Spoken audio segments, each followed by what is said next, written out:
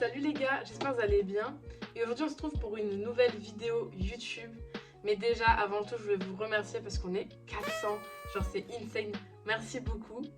Et aussi mais regardez les gars, le pourcentage de gens qui sont pas abonnés, imaginez là, tous ceux qui me regardent vous abonner, on pourrait dépasser les 1000. Bref, aujourd'hui on va parler d'un footballeur qui m'a été demandé et donc on va parler de Mason Greenwood. Donc Mason Greenwood, il est né le 1er octobre 2001 à Afir Bradford en Angleterre. Il commence le foot très tôt et est repéré du coup également très tôt et tellement tôt que en fait il peut pas être scouté parce qu'il était trop jeune. Il faut savoir aussi que les scouts qui étaient venus au match, ils n'étaient même pas venus pour lui et ils l'ont repéré à ce moment-là et donc ils ont attendu qu'il ait 6 ans, donc l'âge où en fait il peut être donc pris par un club professionnel. Donc dès son premier match à l'âge de 6 ans, les scouts reviennent le voir et il marque 16 buts qui permet à son équipe de gagner 16 buts à 1. Et donc à partir de ce moment-là, il rejoint l'équipe de Manchester United. Donc il commence sa carrière professionnelle, donc pas avec l'équipe première, mais sa carrière quand même professionnelle pendant la saison de 2017-2018. Donc lui, il joue d'abord au milieu de terrain, puis il est replacé attaquant. Il joue également avec l'équipe d'Angleterre des moins de 17 ans. Et sa première rencontre officielle avec l'équipe première, c'est un match de Ligue des Champions. Donc à 17 ans, il devient le plus jeune joueur de l'histoire de Manchester United à représenter donc le club lors d'un match de Ligue des Champions. Et la même année, il devient également le plus jeune joueur de Manchester United à être titularisé en Première Ligue. En 2020, il est classé 3e au classement des meilleurs jeunes au niveau mondial par le magazine Football Talent Scout. Cette même année, il est appelé pour la première fois par Gareth Southgate en équipe d'Angleterre pour les matchs de Ligue des Nations. Donc le 5 septembre, c'est sa première sélection donc avec l'équipe d'Angleterre.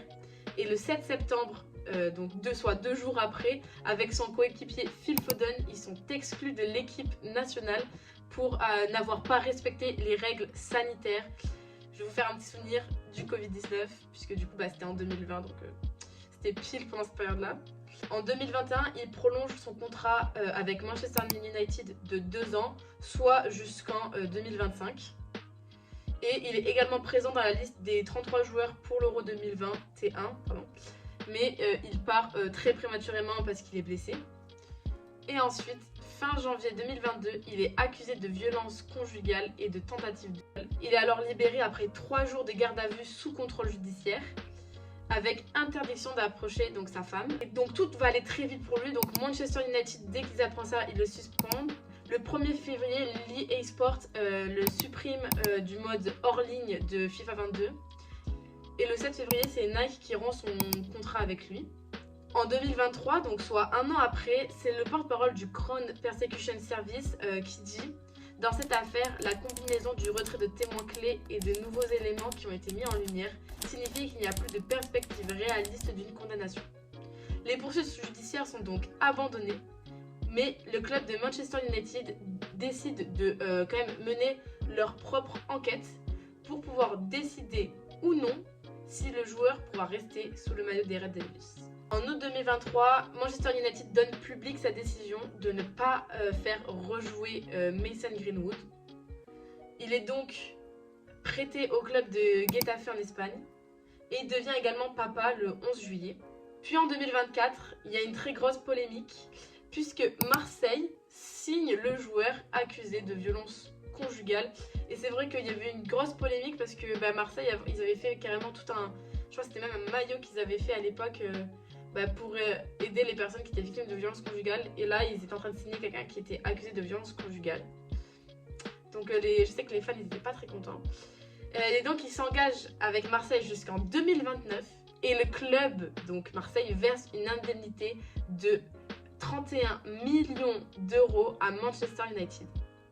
Tout ce que je sais, c'est qu'il va être papa pour une deuxième fois bientôt. Je crois que c'est courant cette année ou l'année prochaine. De toute façon, cette année, là, il reste pas beaucoup de temps. Je pense que c'est plus l'année prochaine qu'il va être papa. Il est toujours avec sa femme. Ils se sont pas séparés après tout ce qu'il y a eu. Et de ce que je lisais, des interviews, etc., il disait qu'en gros, fallait qu'il parte de Manchester United pour tout ce qui s'était passé, etc. Donc en vrai, on n'a pas de nouvelles.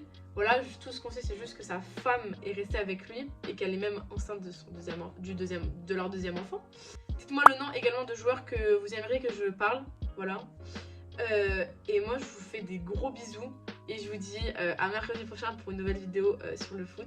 Vraiment, merci beaucoup parce que quand je fais des vidéos de foot, je vois que ça plaît énormément. Donc vraiment, je vais en publier une par semaine. Donc vraiment, n'hésitez pas à vous abonner, etc.